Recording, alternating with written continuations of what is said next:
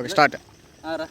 ఇలా మీరు క్లోజ్లో చూడొచ్చు, ఒక మొనకి గ్యాప్ దాదాపు 10 నుంచి 20 సెంటీమీటర్లు మధ్య ఉడుస్తున్నారన్నమాట. మొత్తం మీరు ఇదంతా క్లోజ్గా చూస్తే ఒక్కొక్క మధ్యకి దాదాపు 10 సెంటీమీటర్ల గ్యాప్ ఉంది. ఈ గ్యాప్ ఏంటవుతుంది అంటే అది ఎదిగి కొద్ది మొక్క కలిసిపోవడం వల్ల ఉడిసేటప్పుడే వాళ్ళు గ్యాప్ ఇచ్చి ఉడుస్తున్నారన్నమాట. అదే దగ్గర ఉడిచేస్తే తర్వాత ఇబ్బంది అయిపోద్ది మనం మందు కొట్టుకున్నప్పుడు.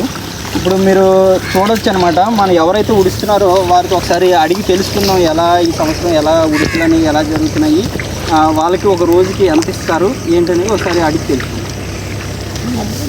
ఈరోజు మీరు ఉడికి మీకు ఎంత గిట్టుబాటు అవుతుంది? 300 కిడుతుందండి, 500 కిట్టిదండి. ఇప్పుడు ఏమి కిట్టలేదు. మరి ఇన్నాళ్ళేమో దమ్ముడితే ఎకరానికి 10,000తో సరిపోయి, ఇప్పుడు బోర్లు అయ్యి వదిలి 15,000 అయిపోతాను. పండుగలు ఒక నమ్మకాలు లేవు. ఇంత రైతు కష్టపడతాను. అది ఇప్పుడు మీరు చూశారు కదా, ఇంతకుముందు వర్షాలు పడడం వల్ల వాటర్ అనేవి ఫ్రీగా వచ్చాయి. ఇప్పుడు వాళ్ళు డీజిల్ తెచ్చుకోవాలో, దానికి డీజిల్ వేసుకోవాలో, నీళ్లు తోడుకోవాలో, తర్వాత దాని ఎక్స్ట్రా ఖర్చు అదనంగా భారం పడుతుందని ఈరోజు చెప్తున్నారనమాట. చెప్పు.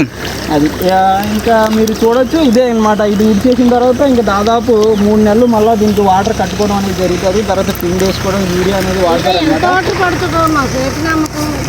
నమ్మకాలు లేవు. ఇప్పుడు పండితాయని నమ్మకాలు లేకపోయినా ఉడుతాను, ఎలా బతకాలి? అది మరి పొలాలు ఖాళీగా పండితాయని ఆశ కాదు. ఎకరానికి ఇన్నాళ్ళు 10,000 15,000 అవుతాను. అదే నమ్మకం అనేది ఉడుతాము వండుతుంది. మరి ఏం చేస్తారా ప్రభుత్వం? మీ ఇష్టం. రైతు వ్యవసాయం మీద ఉన్నోళ్ళు మరి ఎలా బాగుపడతారు, ఎలా పనిచేస్తారు? ఈ ఆవేదనని మనం ప్రభుత్వం వరకు మీరందరూ షేర్ చేయాలని మేము కోరుకుంటున్నాం. ఈ పంట ఒకవేళ పండకపోయినా, నీళ్లు రాకపోయినా మనకి ఇన్సూరెన్స్ చేయమని చెప్పారు కదా ప్రభుత్వం నుంచి, మీరు అవి చేశారా? పంట పోతే మరి మీరు ఏమిస్తారో మాకు ఏడు తెలుసు. నేత రైతులు ఇంకా గుండె అయిపోతారు. పెట్టుబడి దాదాపు మనకి ఎకరాకి 15,000 నుంచి ఉడికి దమ్ముకి వీళ్ళ తర్వాత నీరుకి ఆయిల్కి అంతా 15,000 అవుతాయి. 10,000 చేస్తారు. ఇప్పుడు చూడండి, మధ్యాహ్నం మీరు టైం 12:30 1 గంట అవుతున్నా కూడా వీళ్ళు ఇంకా అన్నాలు తినకన్నా మరి ఇదంతా ఉడుకున్న తర్వాత అది పండుదో కూడా తెలియదు. 500 ఇచ్చేది కూలికి వెళ్తే ఇప్పుడు 300 ఇవ్వనేదాలు. 300 4 ఎకరానికి 15,000 అవుతాను. మీరు ఈ ఆవేదన తెలుసుకోగలరు అనమాట. మరి ఇదంతా ఇప్పుడు ఒకవేళ పండకపోతే ఇట్రా ఈ సంవత్సరం వర్షాలు లేకపోవడం వల్ల చూడండి, మీరు చూస్తే వర్షాలు లేకపోవడం వల్ల రైతులకి పని లేదు, ట్రాక్టర్లకి పని లేదు, మందుల షాప్ అనుకునే ఆడికి పని లేదు. ఏదైతే పండిన పంట ఎక్స్పోర్ట్ అండ్ ఇంపోర్ట్స్ వేరే దేశాలకు పంపించాలన్నా వాళ్ళకి పని లేదు. ఒక్క నీరు లేకపోవడం వల్ల ఇన్ని ఇబ్బందులు వచ్చాయి. ఇప్పుడు ఏదైతే ఈ మడి వీళ్ళందరూ ఉడుస్తున్నారో, ఈ మడిగల ఓనర్ మన రైతు గణేశ్వరరావు గారు ఉన్నారో, వాళ్ళు ఈ సంవత్సరం పడిన కష్టాలు ఏంటి, మరి ఇక ముందు పడాల్సిన కష్టాలు ఏంటో అడిగి తెలుసుకుందాం. సారు ఎకరాకి 2 టన్నులు పండిదండి. ఇంతకుముందు ఇటు తిరుగు 2.5 ఇంకా బాగా పండితే 3 టన్నులు. అది మార్కెట్ తోలితే టన్ను 20,000 ఎంతో రైతుకి వచ్చారండి. మీరు అయితే బాగా నచ్చింది. కానీ ఈ సంవత్సరం వస్తుందో రాదో తెలియపోయినా ఉడుస్తున్నారు.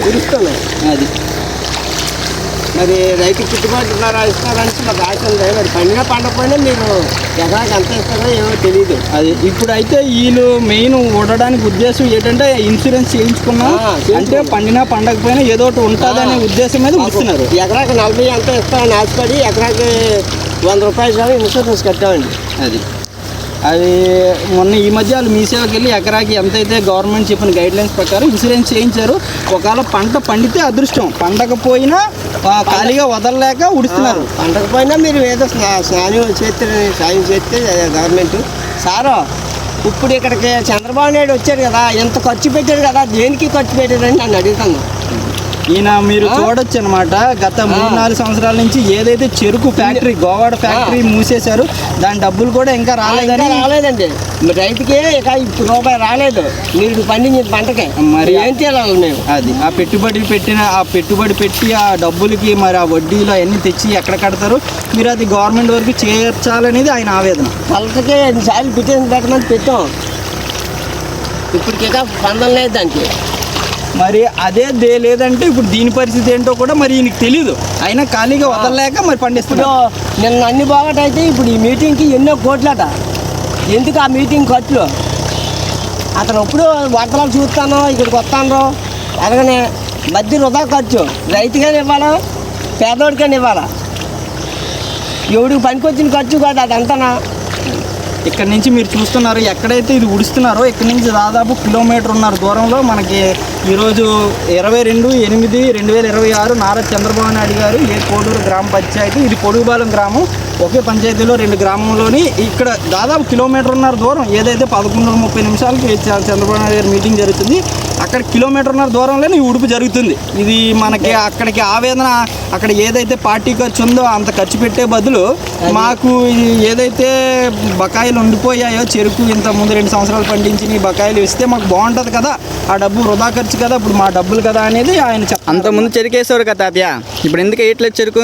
చెరుకు ఆ డబ్బు ఇవ్వలేదు, వేయలేదు. అదే ఫ్యాక్టరీ నడలేదు, తర్వాత పాత డబ్బులు కూడా మనకి ఇవ్వలేదు. పండించడానికి ఊరుకున్నాం అంతే. ఫ్యాక్టరీ కంప్లీట్ క్లోజ్ చేస్తారు. ఎకరాకి ఎన్ని ఎకరాలు చెరుకు పండించేవాళ్ళు? నాకు 3 ఎకరాలు పండించండి. ఈ సంవత్సరం టన్ను కూడా లేదు. ఈ సంవత్సరం ఒక్కటి కూడా లేదు. ఇంతకుముందు 3 ఎకరాలకి ఎన్ని టన్నులు దిగుబడి? ఎకరాకి 10 టన్నులు వచ్చింది. ఎకరాకి 25 టన్నులు అయితే ఈ సంవత్సరం 30 మొత్తం ఎత్తనమే లేకుండా తీసినాం. అది ఈ సంవత్సరం అసలు వేయలేదు, చెరుకే లేదు. మరి పండించకపోవడానికి గల కారణం ఏంటంటే డబ్బులు ఇవ్వకపోవడం. అదే గవర్నమెంట్ డబ్బులు లేదు, అలాగే పండించేవాళ్ళు. అవును, అది పిండి కార్ట్లు ఇప్పుడు కొనాలా, ట్రాక్టర్కి ఇవ్వాలా, దుక్కు దున్నించాలా, ఇత్తనం కొనాలా, ఎందుకు మన డబ్బు మరి ఫ్యాక్టరీ వాడికి దెంగినడానికి మొత్తం మాగినాం. అది మొత్తం మరి ఈ గవర్నమెంట్ నుంచి సపోర్ట్ లేకపోతే మాత్రం ఇక రైతాంగం అనేది ఇక ముందు నడవడం అనేది చాలా కష్టంగా ఉంటుంది అనేది మనకు తెలుస్తుంది ఈరోజు.